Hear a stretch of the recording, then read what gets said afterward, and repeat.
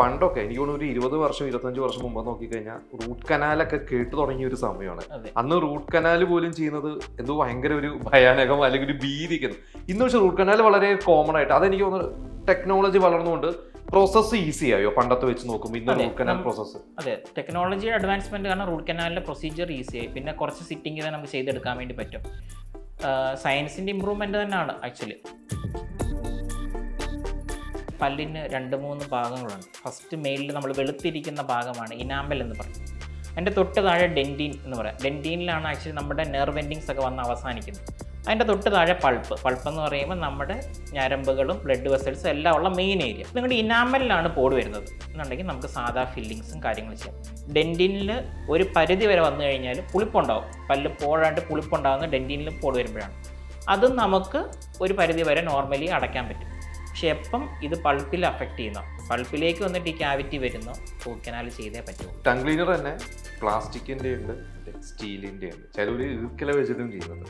അതിൽ എന്തെങ്കിലും ഉണ്ടോ ഇന്നത് ഉപയോഗിക്കാൻ പാടുള്ളൂ? ഇല്ല, അങ്ങനെ ഞാൻ പറഞ്ഞില്ല. ആക്ച്വലി നമുക്ക് ടങ് ക്ലീൻ ഞാൻ പറഞ്ഞില്ല, നമ്മൾ ഉപയോഗിക്കുന്ന മെറ്റീരിയലിന് വലിയ സിഗ്നിഫിക്കൻസ് ഇല്ല. കറക്റ്റായിട്ട് ടെക്നിക്കാണ്. പണ്ടൊക്കെ ഈ പറഞ്ഞ പോലെ ഈർക്കിലൊക്കെ ഉപയോഗിച്ച് പണ്ടുള്ള പപ്പന്മാരൊക്കെ ഭയങ്കര സൗണ്ടായിരിക്കും രാവിലെ എണ്ണീച്ച് കഴിയുമ്പോൾ. നമ്മൾ അവിടെ കൊണ്ടുപോയിട്ടെങ്കിൽ ഇപ്പോൾ എണ്ണീക്കുന്നത് തന്നെ.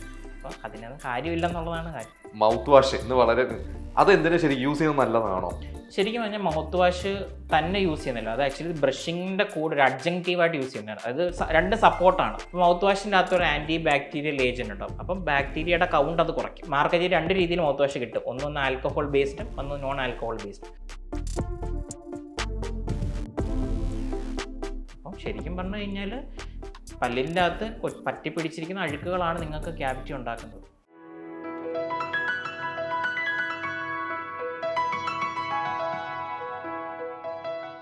ട്രാവൽ ചെയ്യുന്നവരൊക്കെ, അതായത് ഡെയിലി നമ്മൾ എന്തെങ്കിലും ഒരു ജോബ് ട്രാവലോ സെയിൽസിലൊക്കെ വർക്ക് ചെയ്യുന്നവർ, ഇവർ എവിടെയെങ്കിലും റൂം എടുക്കും, ഇത് ചെയ്യും, ഇത് കഴിഞ്ഞ ഒരു തുണിയിലോ അല്ലെങ്കിൽ ഒരു പ്ലാസ്റ്റിക് കവറിലോ ഒക്കെ നനവോടുകൂടി കെട്ടി വെക്കും. അതൊരു ഹൈജീനിക് ആയിട്ടുള്ള ഒരു കാര്യമാണോ? ഇല്ല, ഞാൻ പറഞ്ഞല്ലോ ആക്ച്വലി മോയ്സ്ചർ കണ്ടാമിനേഷൻ വരുമ്പോൾ ഒബ്വിയസ്ലി വന്നിട്ട് ബാക്ടീരിയ വളരും. ബ്രഷാണ് പേസ്റ്റ് ആണെന്ന് പറഞ്ഞാൽ പൊതുവേ ഇച്ചിരി ഉണങ്ങിയിട്ടൊക്കെ എടുത്ത് വെക്കുന്നതാണ് എപ്പോഴും നല്ലത്. പ്രത്യേകിച്ച് ക്ലോസ്ഡ് കണ്ടെയ്നർ വെക്കുമ്പോൾ ഒരു വല്ലാത്തൊരു ഈർപ്പമൊക്കെ നിന്ന് അവിടെ ഒരു ബാക്ടീരിയ വളരാനുള്ള ചാൻസുകൾ കൂടുതലാണ്. അതുകൊണ്ടൊക്കെയാണ് പൊതുവെ നമ്മൾ ഈ 3 മാസമൊക്കെ കൂടുമ്പോൾ മാറ്റണം എന്ന് പറഞ്ഞത്. കാരണം ഇതിൻ്റെ അടിഭാഗത്ത് ഇങ്ങനെ ചിലപ്പോൾ നമ്മുടെ ബ്രഷിൻ്റെ അല്ലെങ്കിൽ പേസ്റ്റിൻ്റെ ബാലൻസ് ഒക്കെ ഇരിക്കുന്ന കാണാം.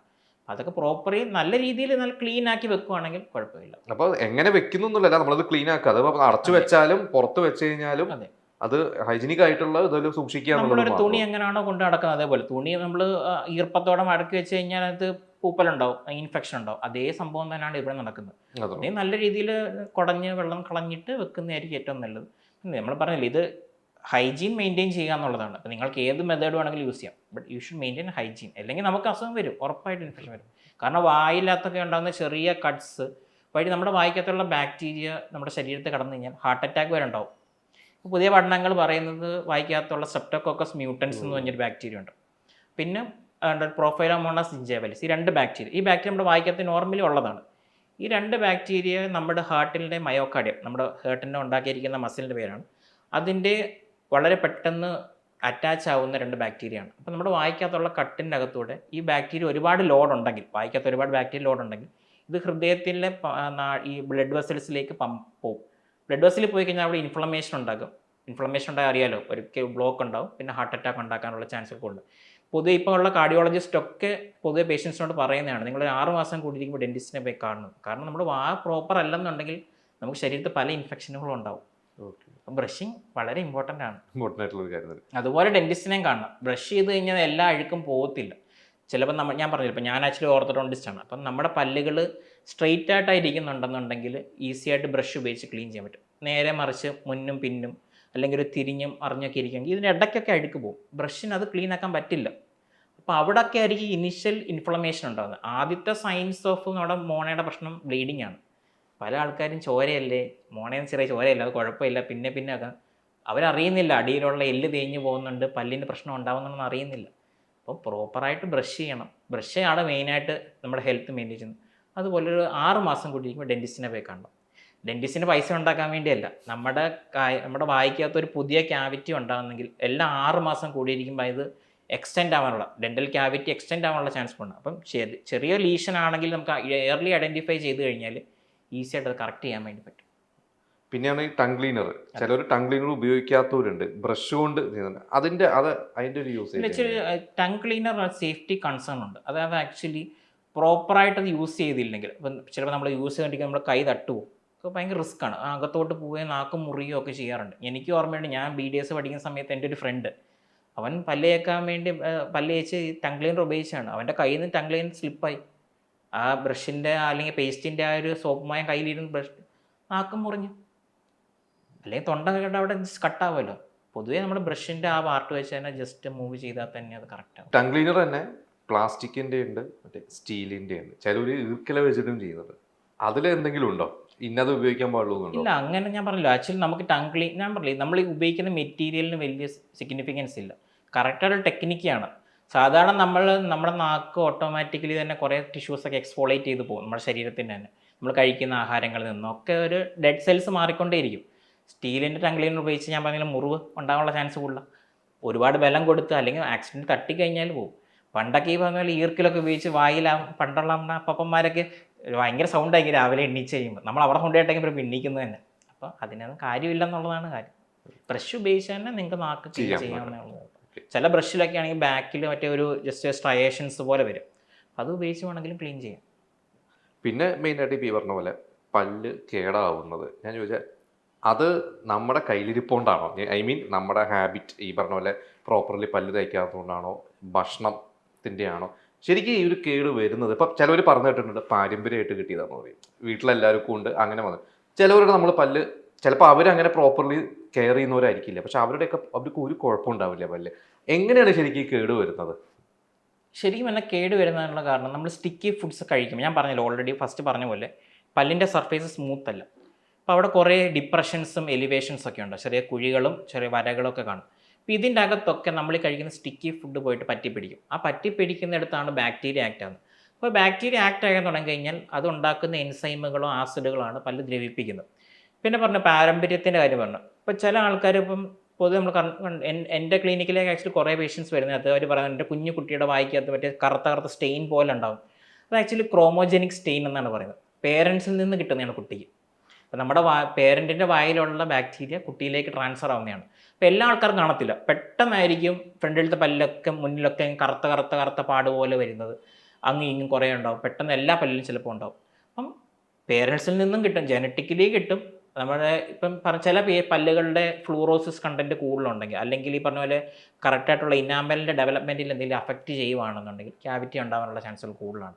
ഇനാമലിൻ്റെ തിക്നെസ് കുറവാണെങ്കിൽ നിങ്ങൾക്ക് ക്യാവിറ്റി ഉണ്ടാകാനുള്ള ചാൻസുകൾ കൂടുതലാണ്. അപ്പോൾ ഞാൻ പറഞ്ഞു, അപ്പോൾ ഡെൻറ്റിസ്റ്റിനെ വന്ന് കാണുമ്പോഴാണ് ശരിക്കും നിങ്ങളൊരു ഡെൻ്റൽ ക്യാവിറ്റിക്ക് വിധേയരായ ആൾക്കാരാണോ, അല്ലെങ്കിൽ ഒരുപാട് പ്രോണായിട്ടുള്ള ആൾക്കാരാണോ, അല്ല നിങ്ങൾ കുഴപ്പമില്ല എന്നുള്ളത് അറിയാൻ പറ്റുള്ളൂ. അപ്പം ശരിക്കും പറഞ്ഞു കഴിഞ്ഞാൽ പല്ലിൻ്റെ അകത്ത് പറ്റിപ്പിടിച്ചിരിക്കുന്ന അഴുക്കുകളാണ് നിങ്ങൾക്ക് ക്യാവിറ്റി ഉണ്ടാക്കുന്നത്. പിന്നെ ഈ പറഞ്ഞ പോലെ നേരെ തെറ്റിയ പല്ലുകളും ആഹാരം ഇടയ്ക്ക് പോയിരിക്കും, അവിടെ ക്യാവിറ്റി ഉണ്ടാകാനുള്ള ചാൻസുകൾ കൂടുതലാണ്.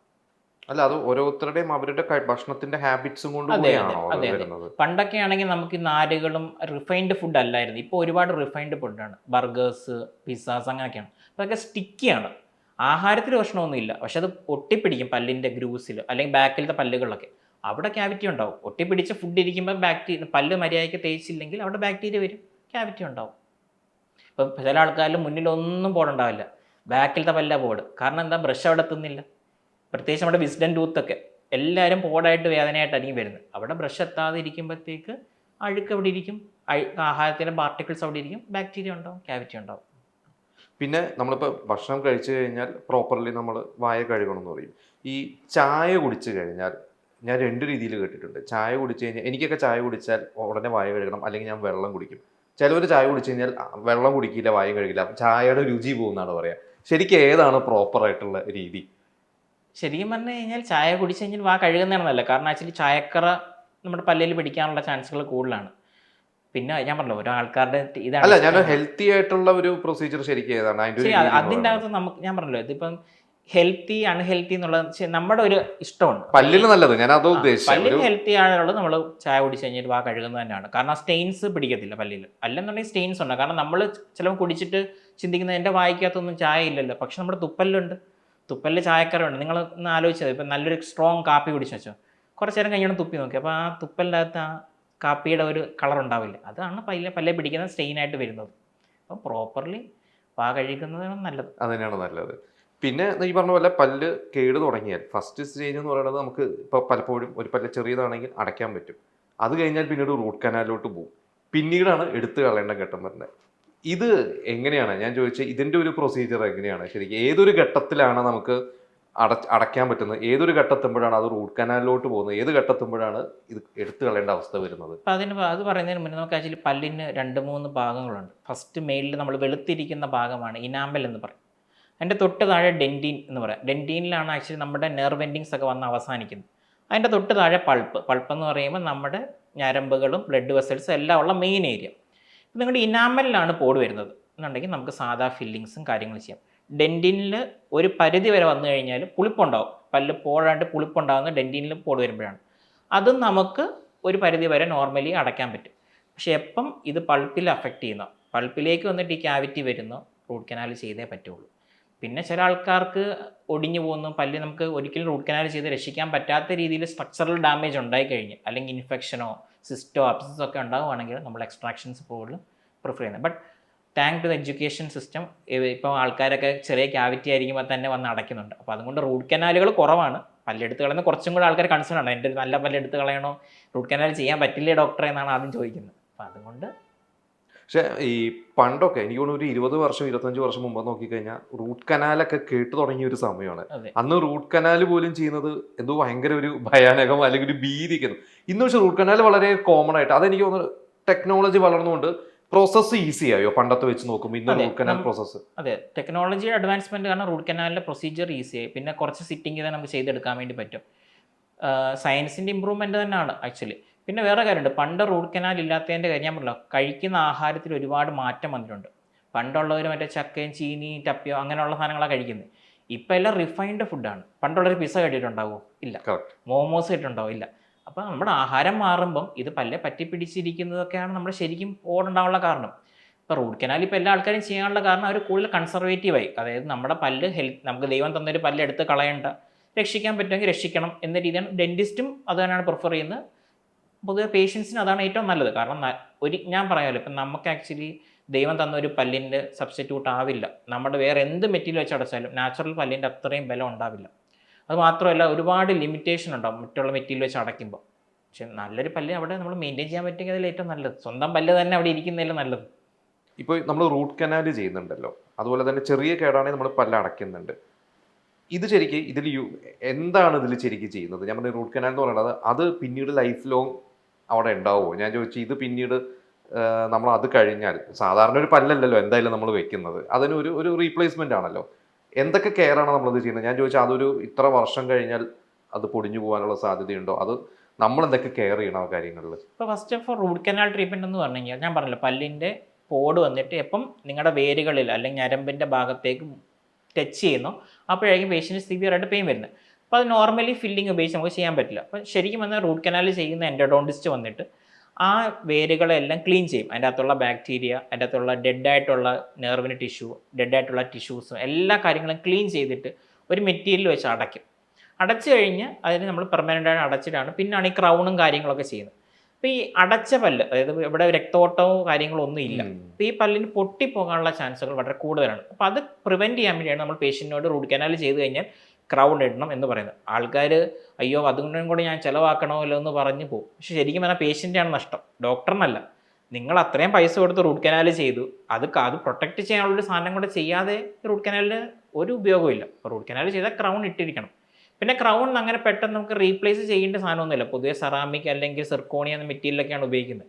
അതൊന്നും അങ്ങനെ പെട്ടെന്ന് പൊട്ടിപ്പോവുക അല്ലെങ്കിൽ ഡിസിൻറ്റഗ്രേറ്റ് ആയി പൊടിഞ്ഞു പോകുകയൊന്നും ചെയ്യാറില്ല. പിന്നെ അങ്ങനെ കട്ടിയുള്ളത് കഴിച്ച് സൂക്ഷിക്കാതെയും കെയർ ചെയ്യാതെയൊക്കെ ഇരുന്ന് കഴിഞ്ഞാൽ ഒബ്വിയസ്ലി ഡാമേജ് ഉണ്ടാവും. പിന്നെ പറഞ്ഞു കേട്ടിട്ടുണ്ട് കാൽഷ്യത്തിന്റെ ഡെഫിഷ്യൻസി കൊണ്ടാണ് പല്ലിന് കേടുവരുന്നത്. അതായത് കാൽഷ്യം അടങ്ങുന്ന ഭക്ഷണം കൂടുതൽ കഴിക്കും എന്നൊക്കെ കേട്ടിട്ടുണ്ട്. അതിലൊക്കെ അർത്ഥമുണ്ടോ? നമ്മുടെ പല്ലിന്റെ ആരോഗ്യം ഇത് ഇമ്പ്രൂവ് ചെയ്യാൻ വേണ്ടി നമ്മുടെ പല്ലുണ്ടാക്കിയിരിക്കുന്നത് ഇനാമൽ ഉണ്ടാക്കിയിരിക്കുന്ന കാൽഷ്യം അല്ലെങ്കിൽ ഹൈഡ്രോക്സി അപ്പറ്റൈറ്റ് എന്ന മെറ്റീരിയലാണ്. അത് കാൽഷ്യമാണ് കൂടുതലായിട്ടുള്ളത്. അപ്പോൾ കാൽഷ്യത്തിൻ്റെ ഡെഫിഷ്യൻസി ഉണ്ടെങ്കിൽ ഈ ഇനാമലിൻ്റെ ഫോർമേഷനിൽ പ്രശ്നങ്ങൾ ഉണ്ടായിട്ടുണ്ടാവും, അതുവഴി ക്യാവിറ്റി ഉണ്ടാവും. പിന്നെ നമ്മുടെ സലൈവയ്ക്കകത്തുള്ള തുപ്പലിനകത്തുള്ള കാൽഷ്യം ഇടയ്ക്കിടയ്ക്ക് റീഡിപ്പോസിറ്റ് ചെയ്യുന്നുണ്ട് പല്ലിൽ നോർമലി തന്നെ. അപ്പോൾ അതൊക്കെ ഒരു പരിധി വരെ നമ്മളെ നോർമലി കാക്കുന്നുണ്ട്. എന്തെങ്കിലും അങ്ങനത്തെ ഭക്ഷണങ്ങളുണ്ടോ? ഞാൻ ചോദിച്ച കാൽഷ്യം അടങ്ങുന്ന എന്ത് ടൈപ്പ് ഭക്ഷണം കഴിച്ചാൽ പല്ലിന്റെ ആരോഗ്യം സംരക്ഷിക്കാൻ പറ്റും? കാൽഷ്യം അടങ്ങുന്ന എന്ത് ആഹാരവും കഴിച്ചാലും ഒരു പരിധി വരെ സഹായിക്കും. നമുക്ക് ക്യാബേജോ അങ്ങനെയുള്ള എന്ത് ആഹാരം കഴിച്ചാലും കുഴപ്പമൊന്നുമില്ല. ഇപ്പം തൈര് അങ്ങനെയുള്ള ഫുഡുകൾ, കാൽഷ്യമുള്ള എല്ലാ ഫുഡും ഏതായാലും കുഴപ്പമില്ല. പിന്നെ ഉള്ളതാണ് ഈ നമ്മൾ പണ്ടൊന്നും കേൾക്കാത്തതാണ് ഈ മൗത്ത് വാഷ്. ഇന്ന് വളരെ അതെന്തിനാ ശരി യൂസ് ചെയ്യുന്നത് നല്ലതാണോ? ശരിക്കും പറഞ്ഞാൽ മൗത്ത് വാഷ് തന്നെ യൂസ് ചെയ്യുന്നില്ല. അത് ആക്ച്വലി ബ്രഷിങ്ങിൻ്റെ കൂടെ ഒരു അഡ്ജങ്റ്റീവായിട്ട് യൂസ് ചെയ്യുന്നതാണ്. അത് രണ്ട് സപ്പോർട്ടാണ്. മൗത്ത് വാഷിൻ്റെ അകത്ത് ഒരു ആൻറ്റി ബാക്ടീരിയൽ ഏജൻറ്റ് ഉണ്ടാവും. അപ്പം ബാക്ടീരിയയുടെ കൗണ്ട് അത് കുറയ്ക്കും. മാർക്കറ്റിൽ രണ്ട് രീതിയിൽ മൗത്ത് വാഷ് കിട്ടും. ഒന്ന് ആൽക്കഹോൾ ബേസ്ഡും ഒന്ന് നോൺ ആൽക്കഹോൾ ബേസ്ഡ്. പൊതുവെ നോൺ ആൽക്കഹോളിക്കാണ് നമ്മൾ പ്രിഫർ ചെയ്യുന്നത്. കാരണം ആൽക്കഹോൾ കണ്ടന്റ് വരുമ്പോഴത്തേക്ക് ഒരു ചെറിയ പുകച്ചിൽ നീറ്റലൊക്കെ ഉണ്ടാവും. അപ്പോൾ ശരിക്കും പറഞ്ഞാൽ ഈ മൗത്ത് വാഷ് വന്നിട്ട് ബ്രഷിങ് കഴിഞ്ഞിട്ട് നമ്മളെ പല്ലിനെ ബ്രഷിങ് കഴിഞ്ഞിട്ട് നമ്മുടെ പല്ലുകളെ ഹെൽത്തി ആക്കി വെക്കാൻ സഹായിക്കും. അപ്പോൾ ബ്രഷിങ് കഴിഞ്ഞിട്ട് നിങ്ങൾ മൗത്ത് വാഷ് യൂസ് ചെയ്യുന്നതാണ് നല്ലത്. അതിലൊരു കാര്യമുണ്ട്, നിങ്ങൾ ബ്രഷിങ് ചെയ്ത് കഴിഞ്ഞിട്ട് അരമണിക്കൂർ കഴിഞ്ഞിട്ട് വേണം മൗത്ത് വാഷ് യൂസ് ചെയ്യാൻ. കാരണം ബ്രഷിങ്ങിൻ്റെ അകത്തുള്ള പേസ്റ്റിന് ഒരു ചാർജും മൗത്ത് വാഷിൻ്റെ ഓപ്പോസിറ്റ് ചാർജ് വേണം. രണ്ടും ഒരു സമയത്ത് ഉപയോഗിച്ച് കഴിഞ്ഞാൽ ന്യൂട്രലായി പോകും, ആക്ഷൻ ഉണ്ടാവില്ല. അപ്പം generally we prefer the patient to use mouth wash after half an hour after brushing കഴിഞ്ഞ് അരമണിക്കൂർ കഴിഞ്ഞ് വേണം ഉപയോഗിക്കാൻ. അപ്പോൾ അതും ഒരു ദിവസം 2 പ്രാവശ്യം മൗത്ത് വാഷ് യൂസ് ചെയ്യണം? ഒരു പ്രാവശ്യം 2 നേരം ഉപയോഗിക്കണം. രാത്രിയിൽ പ്രത്യേകിച്ച് ഞാൻ എൻ്റെ പേഷ്യൻസിനോട് പൊതുവെ പറയുന്നത്, നിങ്ങൾ രാത്രി മൗത്ത് വാഷ് യൂസ് ചെയ്യുന്നുണ്ടെങ്കിൽ നിങ്ങൾ മൗത്ത് വാഷ് യൂസ് ചെയ്തു വായിലൊഴിച്ച് കഴുകി തുപ്പി, പിന്നെ പൈപ്പിൽ നിന്ന് വെള്ളം ഒഴിച്ച് വായിലോട്ട് കഴുകാൻ നിൽക്കരുത്. പിന്നെ ഒരു ഇമ്മീഡിയറ്റ് ആയിട്ട് വെള്ളം കുടിക്കാൻ പാടില്ല. കാരണം വെള്ളം കുടിച്ചാൽ പിന്നെയും ഡൈല്യൂട്ട് ആവുകയാണ് ചെയ്യുന്നത്. അപ്പം നിങ്ങൾ മൗത്ത് വാഷ് യൂസ് ചെയ്തിട്ട് രാത്രിയിൽ ഉപയോഗിക്കുന്നുണ്ടെങ്കിൽ കിടക്കുന്നതിന് തൊട്ട് മുന്നേ യൂസ് ചെയ്യുക. പിന്നെ ഒരു കുറച്ച് നേരത്തേക്ക് വായിൽ വെള്ളമൊന്നും ഒഴിക്കാതെ ആഹാരം കഴിക്കാതെ ഇരിക്കണം. ഇല്ലെങ്കിൽ പിന്നെ മൗത്ത് വാഷിന് എഫക്റ്റ് ഇല്ല.